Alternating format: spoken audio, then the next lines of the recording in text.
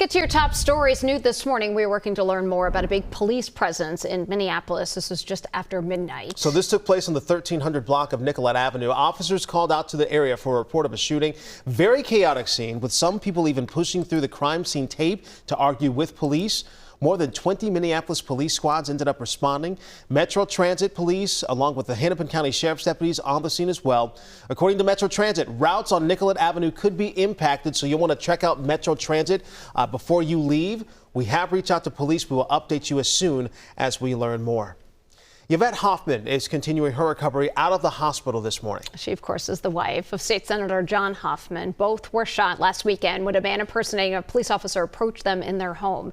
Now, Senator Hoffman is in serious but stable condition. Our Pauline Lee joining us live in the studio with a statement the Hoffmans have released. It details what happened the night they were attacked. But Pauline, they make it clear in the statement. I mean, they couldn't even speak. Yeah. They couldn't respond really until now, just trying to recover. Right. And now they're detailing in great detail at that what they're calling horrible circumstances that unfolded in the early morning hours of June 14th. And they're also praising their daughter Hope for her quick actions that saved their lives and potentially the lives of many others. Well, in the statement, they say that they were awoken by someone impersonating an officer banging on their door at 2 o'clock that morning. John Hoffman then lunged at the gunman, but not before the man shot him 9 times. As John fell, Yvette was then shot 8 times as she pushed the gunman out the door. That's when Hope, their daughter, shut and locked the door and then called 911, triggering a warning that a politically motivated act was potentially underway. And the family says, we are grappling with the reality that we live in a world where public service carries such risks as being targeted because someone disagrees with you or doesn't like what you stand for. As a society, as a nation, as a community, we must work together to return to a level of civility that allows us to all live peacefully. The future for our children depends on that, and we will be praying for that work and appreciate all those who will join with us. They also shared that their grief for the Hoffman children, Colin and Sophie, who lost both of their parents. As former House Speaker Melissa Hoffman and her husband Mark, they were allegedly shot and killed by the same gunman that morning. And coming up in 30 minutes, we're going to detail a community of healing event happening tonight. Of course, we've already had a number of those happen, but those will continue as a community as the state really continues to grieve and to heal, guys. Yeah, still a lot of raw emotions with this, too. Absolutely. All right, Pauline, thank you.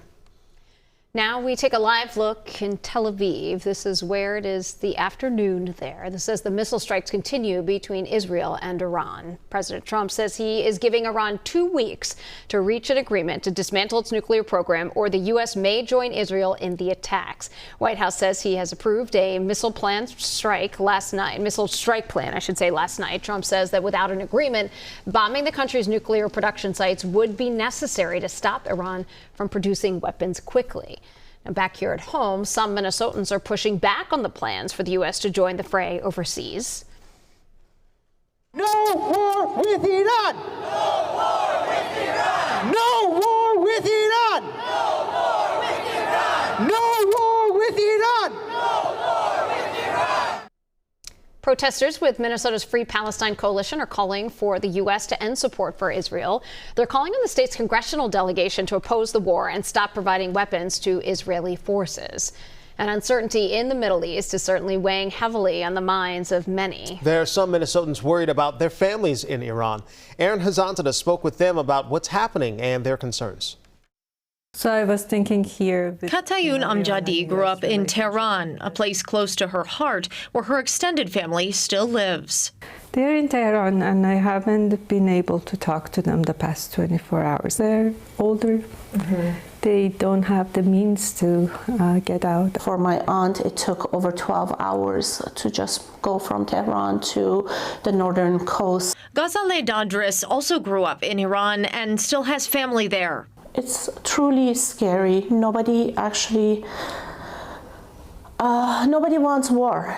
I don't think anybody really wants to see their home destroyed. Iranian people are just as much victims of this. It's this misconception that the Islamic Republic equal Iranian people. This is a war between 2 governments. The Iranian nation is caught in the crossfire. So as people like Kimia Kosari worry for their loved ones, anything could happen to my family and I wouldn't know right away is really, really, really stressful and just kind of sits with you in the back of your mind. other emotions flood in. I feel crushed all over, in Israel, in the United States, and in Iran. It's the power that I have issue with, not the people. We do not blame anybody, but this is not our war. This is not our people's war.